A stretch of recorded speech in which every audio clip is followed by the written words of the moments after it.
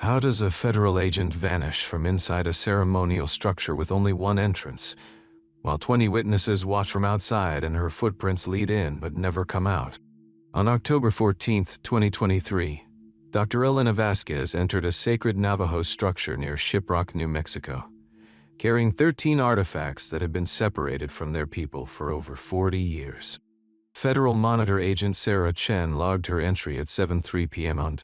At 7:22 p.m., tribal officials found the artifacts arranged respectfully in their designated places, the federal cases stacked neatly beside them, and Elena's documentation folder placed precisely where protocol demanded.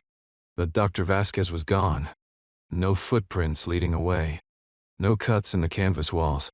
Canine units tracked her scent to the entrance and lost it completely, as if she had evaporated into the desert air.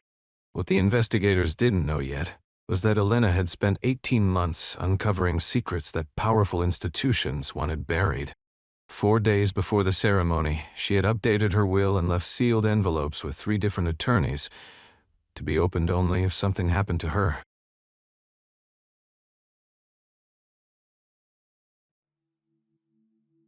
October 14, 2023.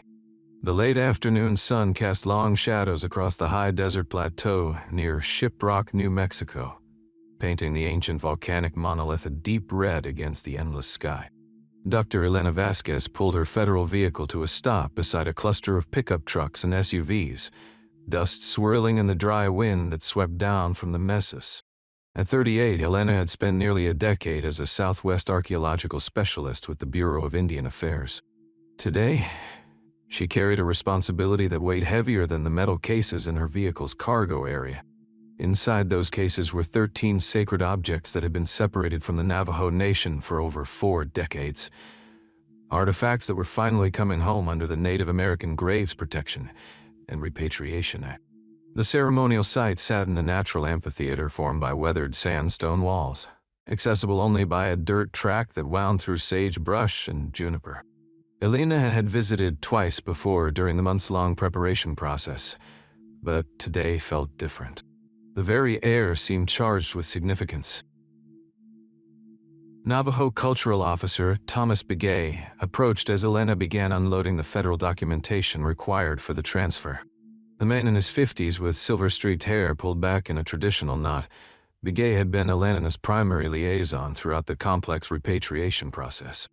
"Dr. Vasquez," he said, his voice carrying both warmth and ceremonial weight. "The elders are ready. The medicine man arrived an hour ago to bless the site."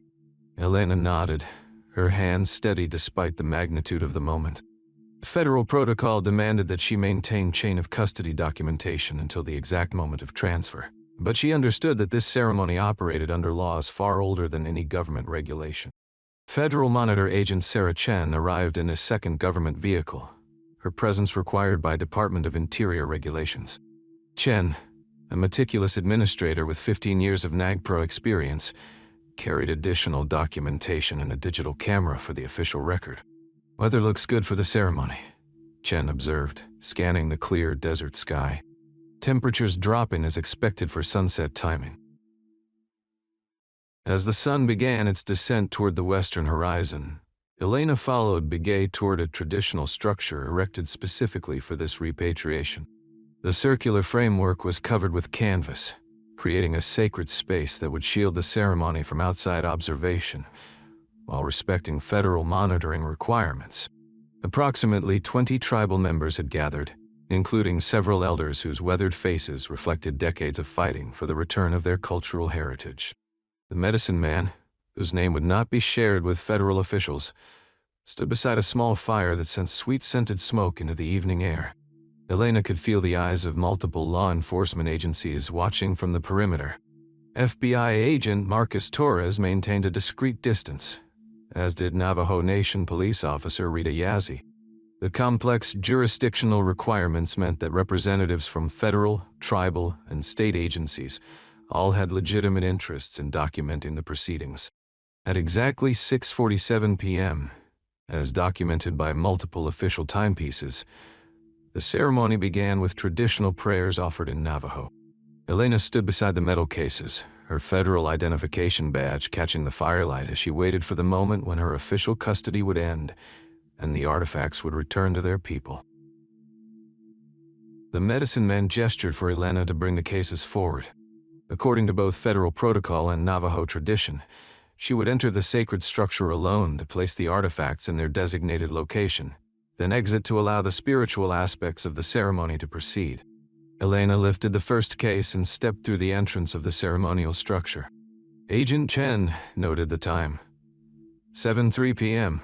The structure's interior was lit only by the flickering glow from the central fire outside, creating deep shadows that danced across the canvas walls. Minutes passed. The gathered crowd waited respectfully as sounds of Elena moving within the structure could be heard through the thin walls. Then, silence. At 7:15 p.m., the medicine man called for Elena to exit so the ceremony could continue. There was no response. Bigay called her name. Still nothing. Agent Chen checked her watch and made a note in her official log. Federal protocol required Elena to emerge within a reasonable time frame to complete the transfer documentation, but the ceremonial structure remained silent.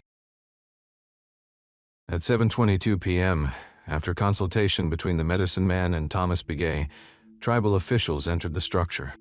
They found the 13 artifacts arranged respectfully in their designated places, the empty federal cases stacked neatly beside them, and Elena's federal documentation folder placed precisely where protocol demanded.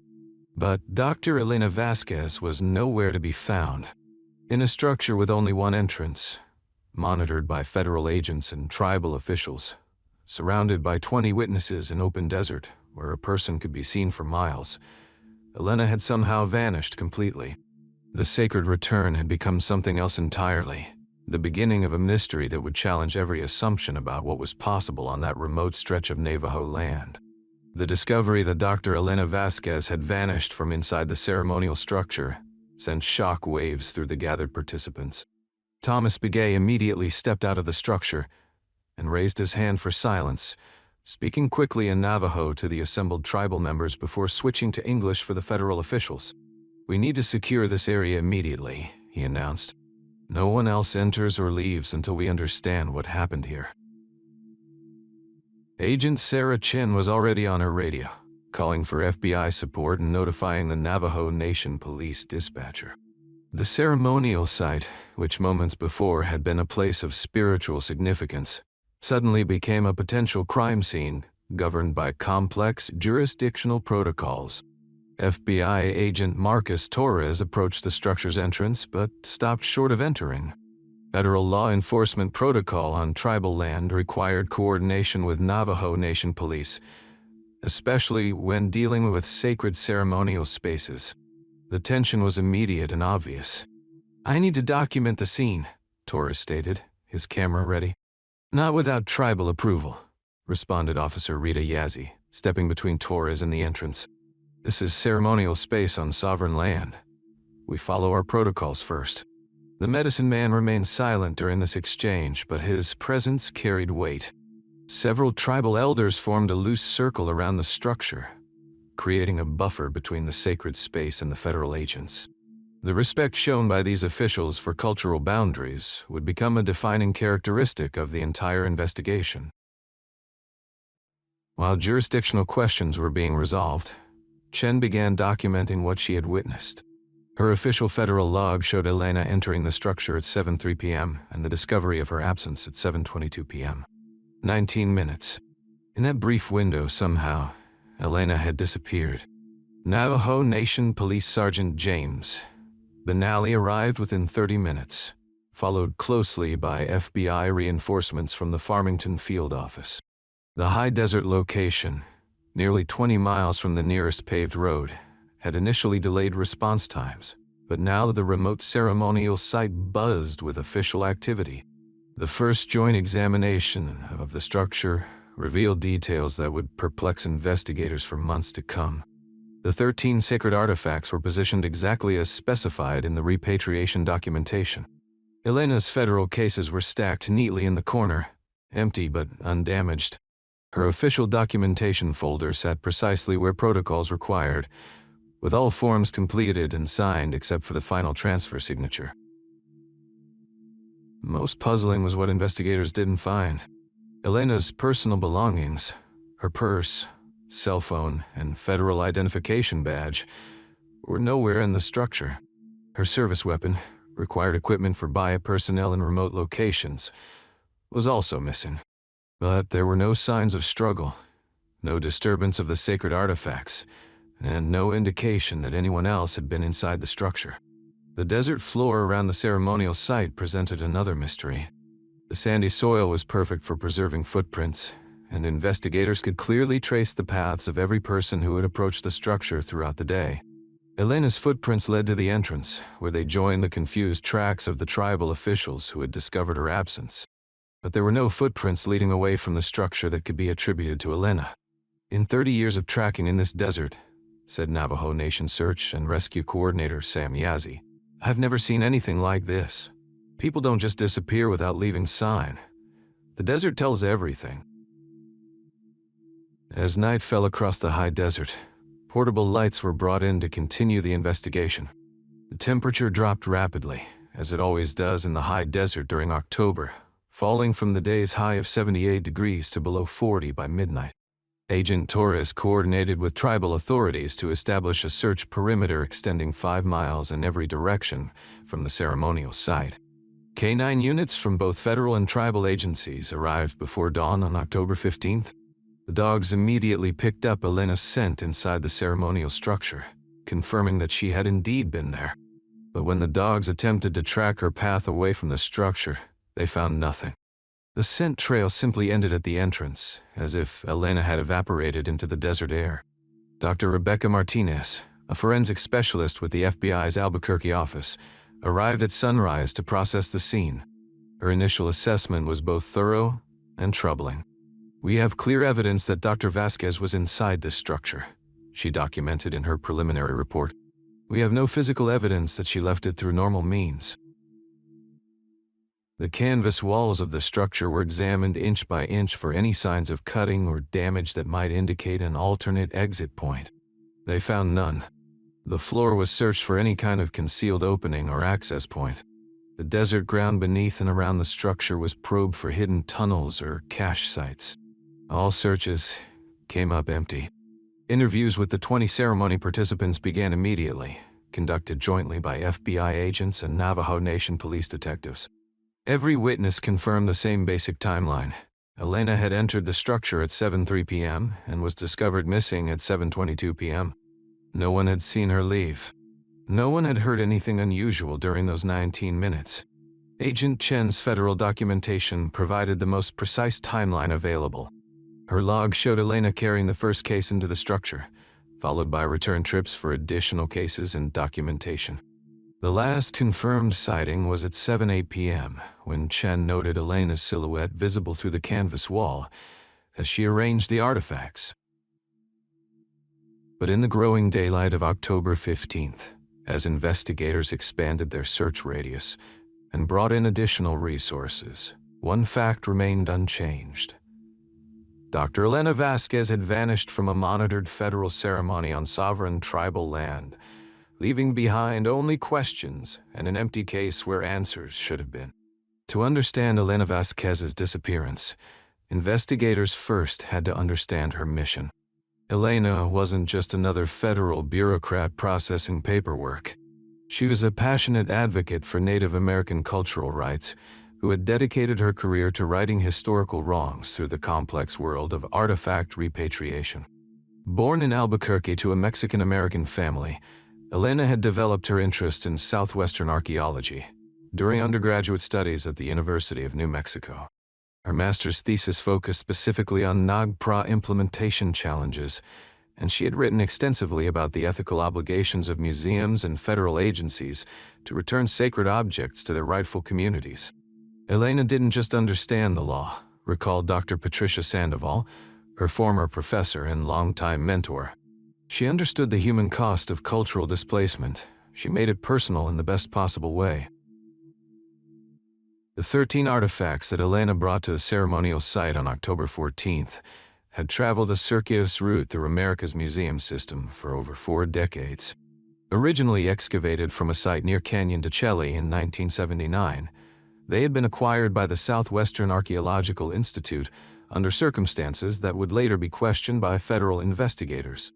The collection included ceremonial pottery, carved figures, and sacred bundles that held deep spiritual significance for the Navajo Nation.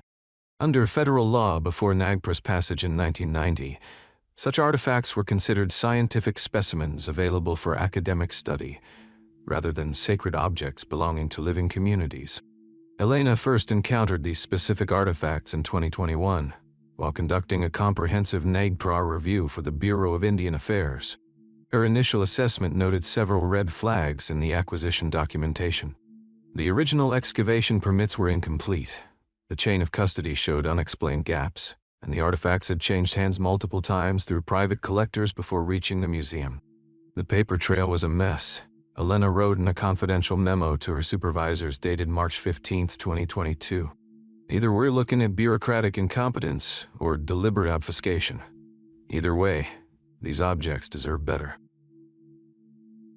Elena's investigation revealed that the artifacts had been the subject of competing claims for years. The Southwestern Archaeological Institute insisted they were legally acquired research materials. The Navajo Nation Cultural Resources Department argued they were sacred objects illegally removed from tribal land. A third party, the Private Collectors Heritage Foundation, claimed ownership based on purchase records from the 1980s. The bureaucratic battle that followed would consume 18 months of Elena's professional life. She spent countless hours in federal archives, tribal cultural centers, and museum storage facilities, piecing together the truth behind the artifact's journey through America's cultural institutions. What she discovered troubled her deeply. According to Elena's research notes, found later in her home office, the original 1979 excavation had been conducted without proper tribal consultation. The site itself was on land that had been illegally occupied by non-native settlers, then sold to archaeological teams without Navajo Nation approval. This isn't just about 13 objects, Elena wrote in a personal journal entry dated September 2023. This is about a system that treated Native American culture as intellectual property to be harvested and studied, regardless of the spiritual harm caused to living communities. Elena's advocacy for repatriation put her at odds with powerful institutional interests. The Southwestern Archaeological Institute fought the return through legal channels, arguing that the artifacts were invaluable for ongoing research into pre-Columbian Southwestern cultures. Dr. Harrison Blackwood, the Institute's director, publicly questioned Elena's qualifications and accused her of activist overreach in several academic publications. Private collectors also pushed back against Elena's findings. The Collectors Heritage Foundation, represented by attorney Michael Thornton, filed formal complaints with the Bureau of Indian Affairs, claiming that Elena's investigation exceeded her authority and threatened legitimate private ownership rights. Elena was getting pressure from multiple directions, recalled her colleague, BIA archaeologist Dr. James Rivera. She had museum directors calling her supervisor, private collectors threatening lawsuits, and academics questioning her methodology. But she never wavered from what she believed was right. In August 2023, Elena made a discovery that would prove crucial to understanding her eventual disappearance. While reviewing storage records at a private facility in Santa Fe, she found evidence that additional artifacts from the same Canyon to Chelly site were being held in undisclosed locations. Her notes indicated that the 13 objects being repatriated might represent only a fraction of a much larger collection. "There are more," she wrote in a coded email to Thomas Begay on September 12, 2023. "Much more. I think we've uncovered something bigger than anyone realized." Elena's final weeks before the repatriation ceremony were marked by increasing concerns about her professional security. She confided to close friends that she felt watched, that her office had been searched, and that she suspected her communications were being monitored by unknown parties with interests in blocking the repatriation. She was scared, admitted her sister, Maria Vasquez, in an interview with investigators. Elena had always been fearless about her work, but something changed in those last few weeks. She started looking over her shoulder, checking her car before driving, asking me to keep copies of her research files. On October 10th, just 4 days before the ceremony, Elena updated her will and left sealed envelopes with 3 different attorneys, each containing copies of her research findings. The envelopes were marked with instructions that they should only be opened if something happened to her. As Elena drove toward the ceremonial site on October 14th, she carried more than just 13 sacred artifacts returning home. She carried the weight of institutional resistance, the burden of uncovered secrets, and the knowledge that powerful interests had reasons to want her silenced. Whether those factors contributed to her disappearance would become a central question in the investigation that followed. In the days following Elena's disappearance, investigators conducted detailed interviews with every person who had been present at the repatriation ceremony. What emerged was a complex portrait of that evening, viewed through multiple cultural lenses and complicated by the sacred nature of the proceedings. Thomas Begay, the Navajo cultural officer who had worked closely with Elena for over a year, provided the most comprehensive account of the ceremony's cultural significance. Speaking in the chapter house at Shiprock on October 17th, Begay explained why the repatriation had required such careful preparation. "These weren't just old objects to us," Begay told FBI agent Torres and Navajo Nation police detective Anitso. "They were living parts of our culture, separated from their people for too long. The ceremony wasn't just about bringing them home. It was about healing the spiritual disruption caused by their absence." Begay described Elena as unusually respectful of Navajo protocols throughout the repatriation process. Unlike many federal officials, she had taken time to understand the cultural context of her work, learning basic Navajo phrases and studying the spiritual significance of the artifacts she was returning. Dr. Vasquez understood that this wasn't just paperwork, Begay continued. She felt the responsibility of what she was carrying. That evening, she seemed nervous, but not about the ceremony. About something else. When pressed for details, Begay recalled that Elena had arrived earlier than expected and had asked several times about the security arrangements for the ceremony. She had also inquired whether anyone outside the invited participants knew the exact location and timing of the proceedings. Federal Monitor Agent Sarah Chen provided a markedly different perspective during her interview at the FBI field office in Farmington. Chen's focus was entirely on procedural compliance and documentation requirements, and her account emphasized the technical aspects of the transfer process. Dr. Vasquez followed federal protocol precisely, Chen stated in her official statement. She maintained chain of custody documentation, verified the identity of each artifact against the repatriation inventory, and ensured that all required federal observers were present and properly credentialed. But Chen's clinical account included details that troubled investigators.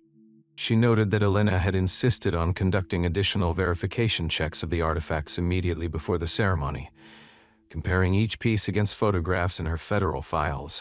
This wasn't required by protocol and had delayed the proceedings by nearly 30 minutes. She seemed to be looking for something specific, Chen recalled. She spent extra time examining the serial numbers and documentation tags on each piece, as if she was expecting to find discrepancies. Chen also confirmed that Elena had been carrying additional documentation beyond what was required for the transfer, files that investigators later discovered were missing from the ceremonial site along with Elena herself. The medicine man who had blessed the ceremony spoke to investigators through a cultural interpreter, as his traditional role prohibited him from discussing sacred proceedings directly with federal agents.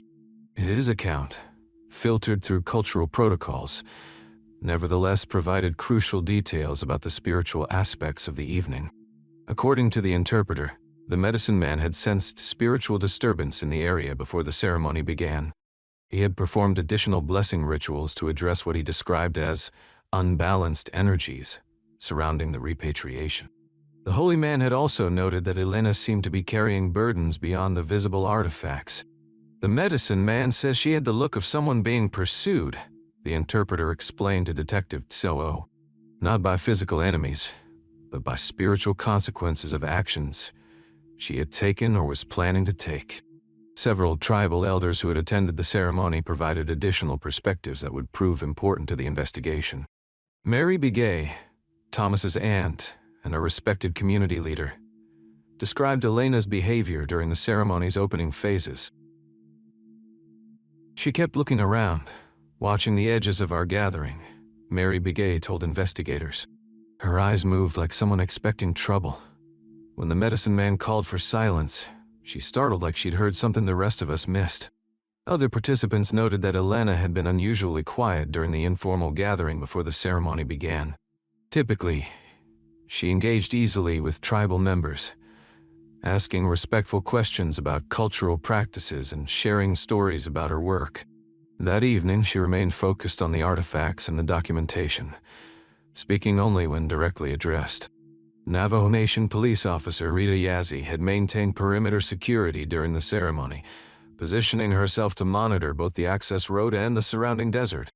Her account provided crucial details about who else might have been in the area. I saw dust clouds from 2 vehicles on the access road about an hour before the ceremony, Yazzie reported. Both turned around before reaching the site. One was a white pickup that I couldn't identify. The other looked like a government vehicle, possibly FBI or BIA.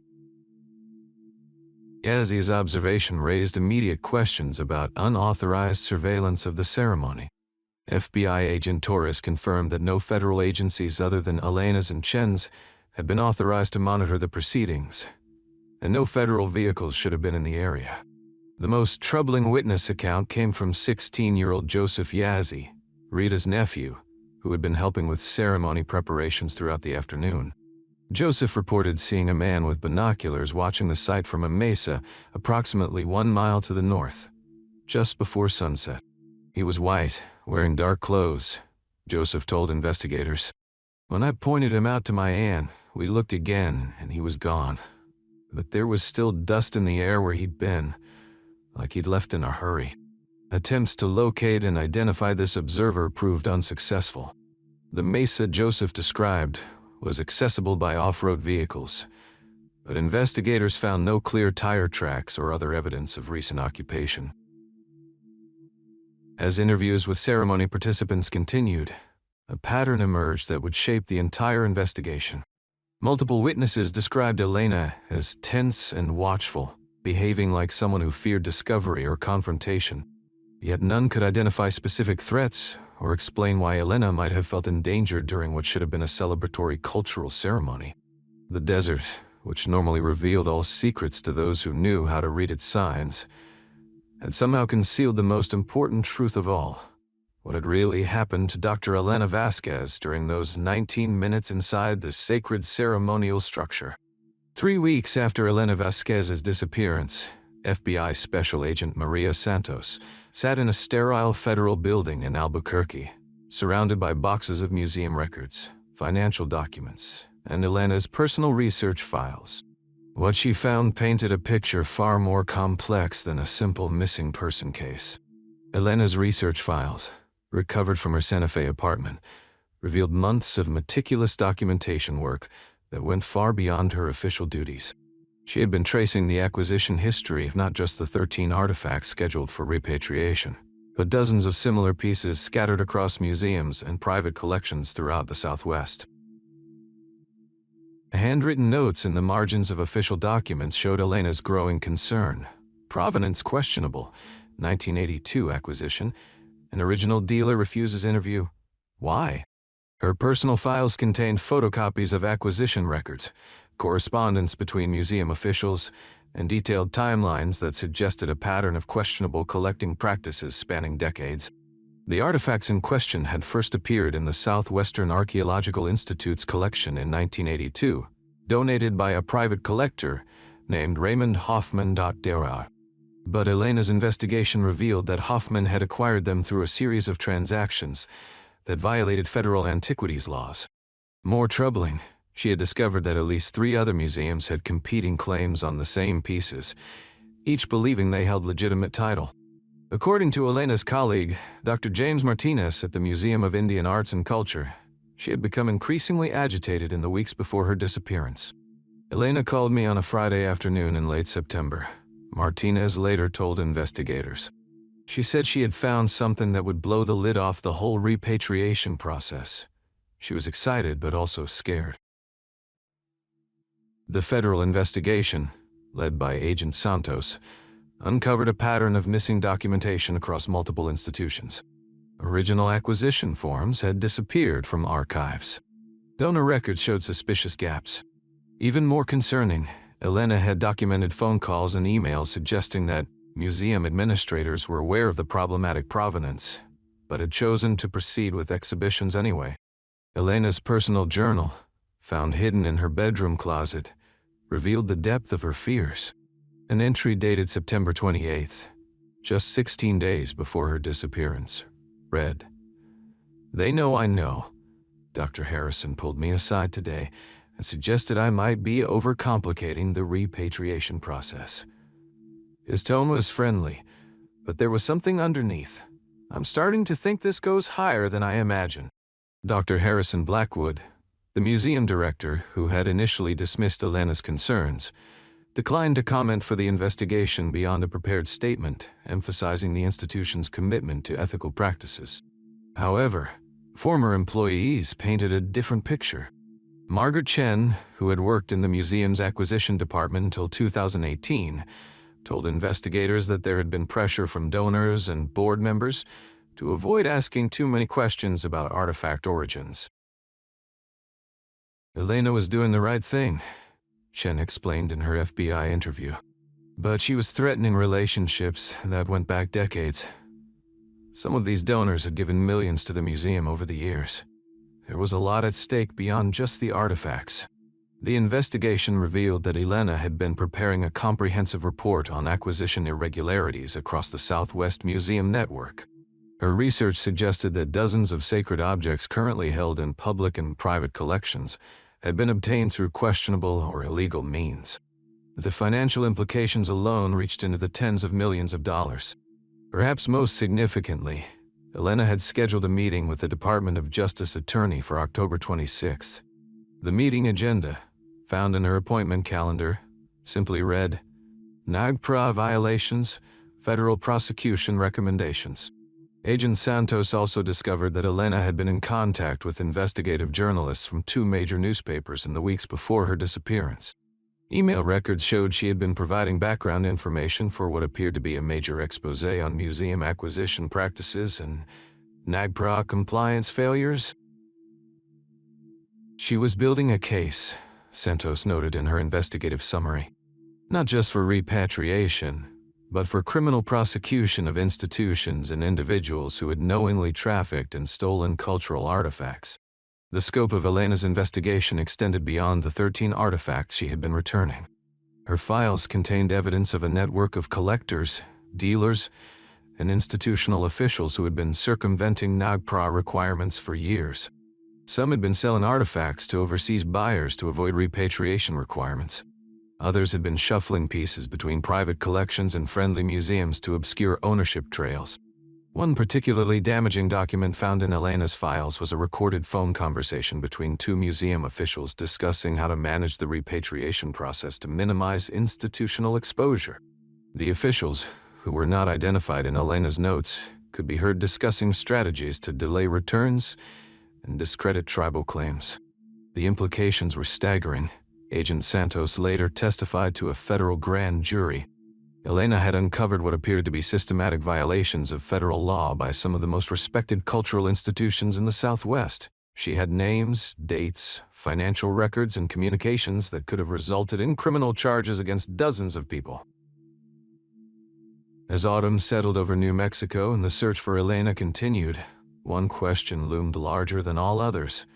Had Elena Vasquez stumbled onto something so significant that someone was willing to silence her permanently?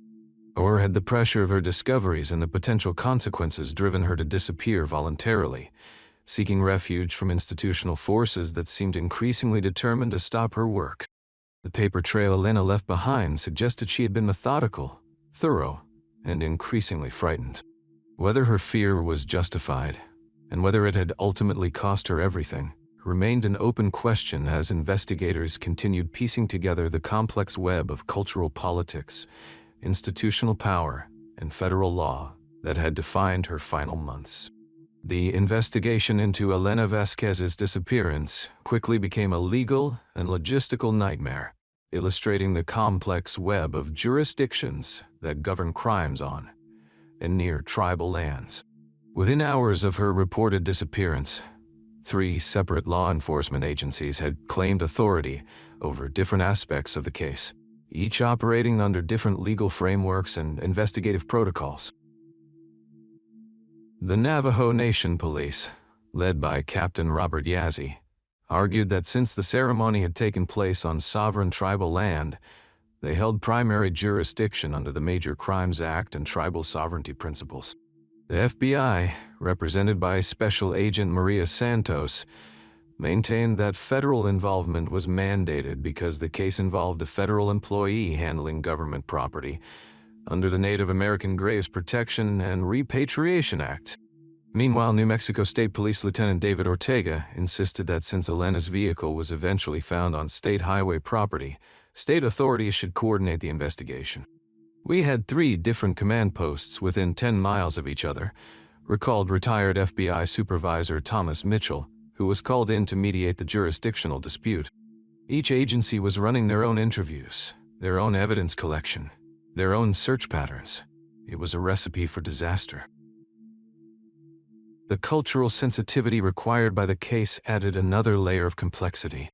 The ceremonial site where Elena disappeared was considered sacred by traditional Navajo practitioners, and any investigation had to respect religious protocols that federal agents were largely unfamiliar with.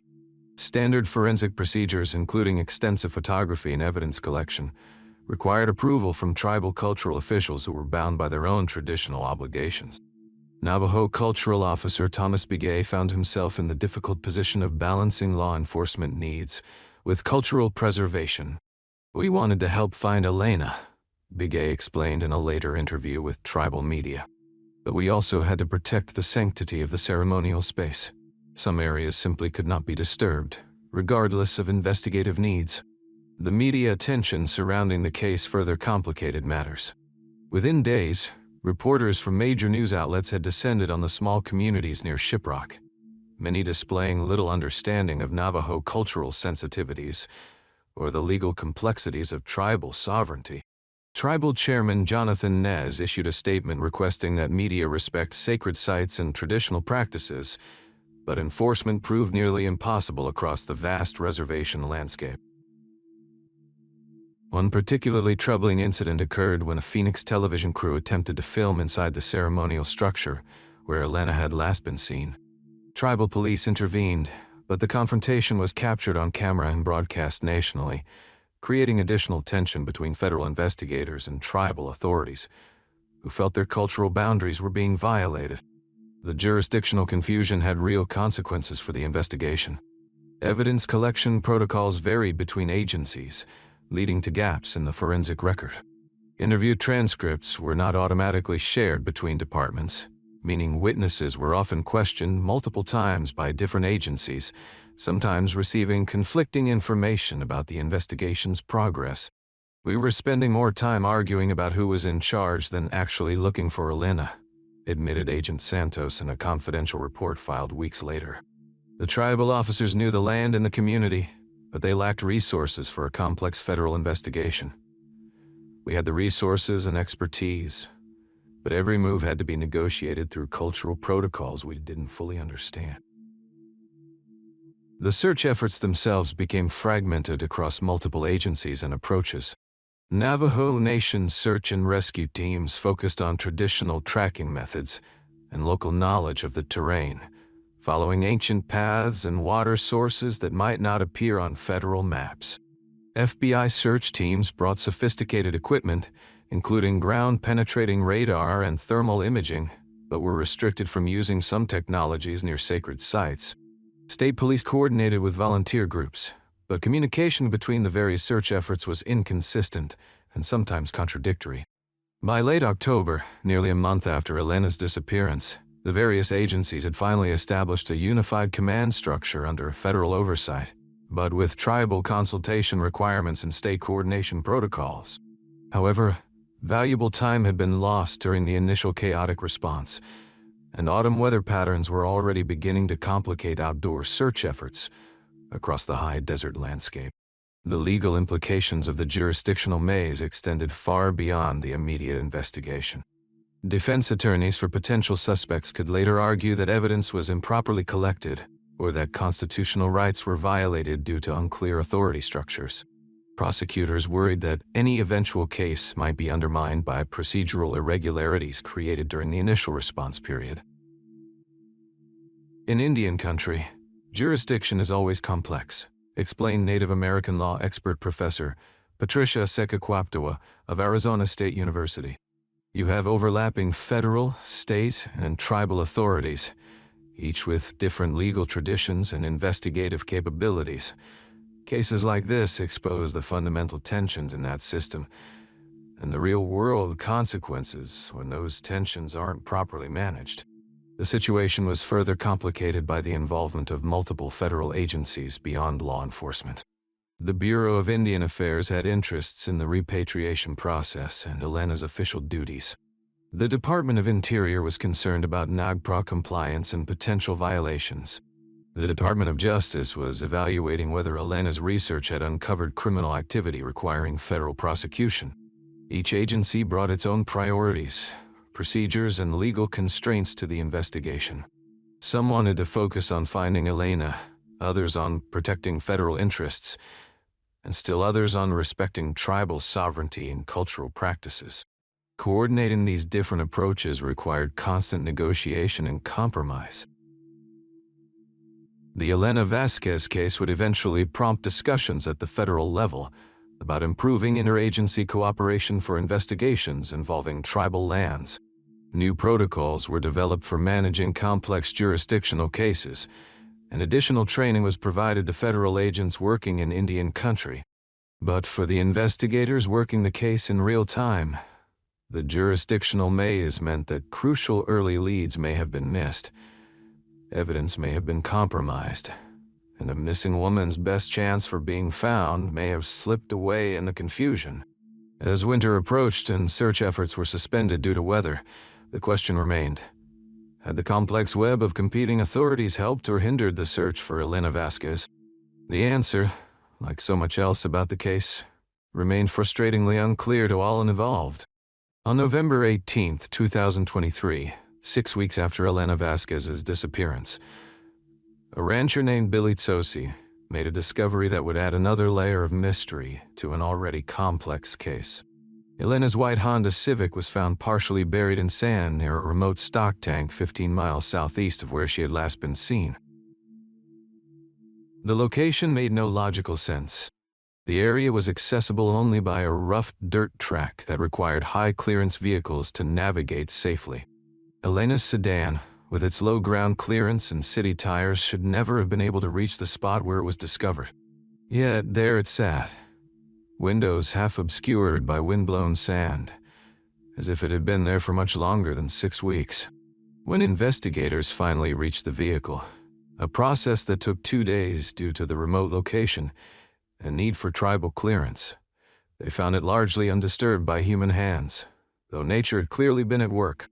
Elena's purse sat on the passenger seat, containing her wallet, identification, and $247 in cash. Her cell phone was plugged into the dashboard charger, though its battery had long since died. Most puzzling of all, her overnight bag remained in the trunk, packed as if she had been planning to return home after the repatriation ceremony. Everything suggested she was coming back. Noted FBI forensic specialist Jennifer Walsh, who processed the vehicle. Her clothes were still folded, her toiletries organized. This wasn't someone who was planning to disappear permanently. The discovery coincided with the onset of the region's seasonal wind patterns. November through March brought powerful sandstorms that could reshape the landscape overnight, burying roads and obscuring landmarks that had been visible for decades. Within days of Elena's car being removed, another storm swept through the area, erasing any tire tracks or forensic evidence that might have explained how the vehicle had reached its improbable resting place. As winter deepened and the investigation entered a frustrating holding pattern, the case began attracting attention from unexpected quarters. Anonymous tips started reaching various law enforcement agencies, each offering a different theory about Elena's fate.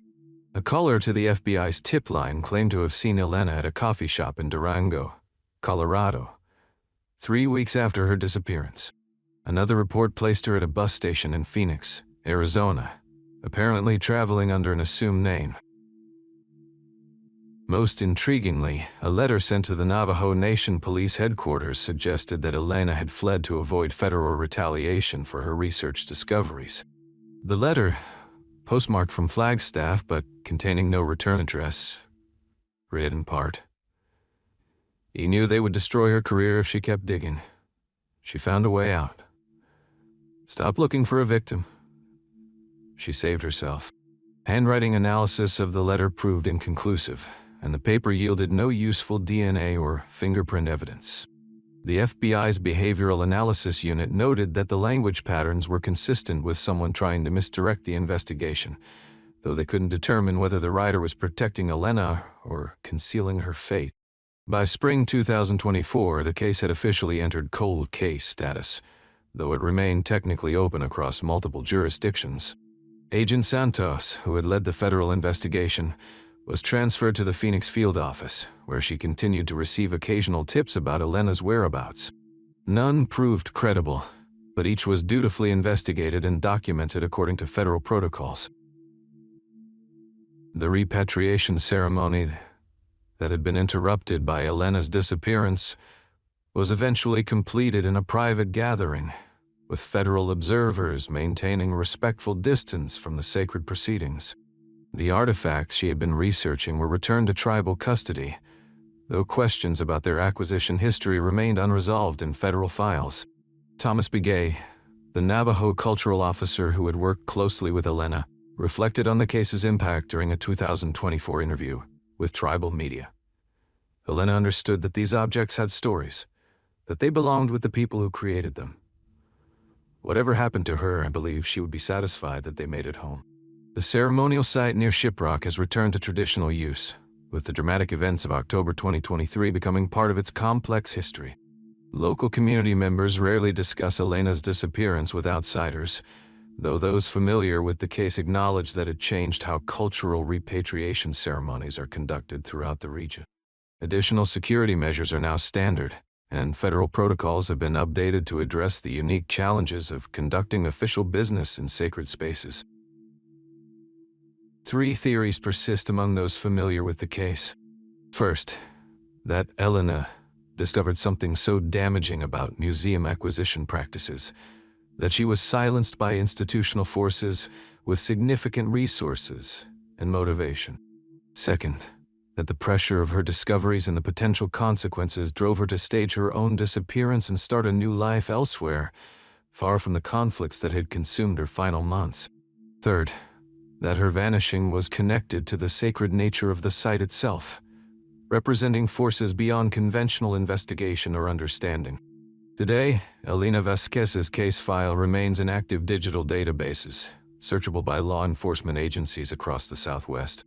Her family maintains a small website with her photograph and case details, hoping that someone, somewhere, might recognize her or recall a crucial detail that could finally provide answers. The high desert winds continue to reshape the landscape where she disappeared, carrying sand and secrets across the vast spaces between mesas and mountains. Each storm erases old tracks while potentially revealing new evidence, maintaining the possibility that the desert might someday yield the truth about what happened to Dr. Elena Vasquez during those final moments at the ceremonial site. The question of Elena's fate may never be definitively answered, but her disappearance serves as a reminder of the complex forces, legal, cultural, and institutional, that intersect in the modern American Southwest, where ancient traditions and contemporary law enforcement must navigate an ever-shifting terrain of authority, respect, and truth. In the end, perhaps the desert itself holds the only answers, keeping its secrets as it has for countless generations before. If this case stays with you, you're not alone. Here at Unresolved America, we cover cases like this every single day. Stories that deserve to be remembered, questions that refuse to fade. If you want to keep these investigations alive, hit that subscribe button and turn on notifications so you never miss a case. Drop a like if this story moved you, and leave a comment telling us which detail haunts you most. Until tomorrow, stay curious, stay vigilant, and never stop asking questions.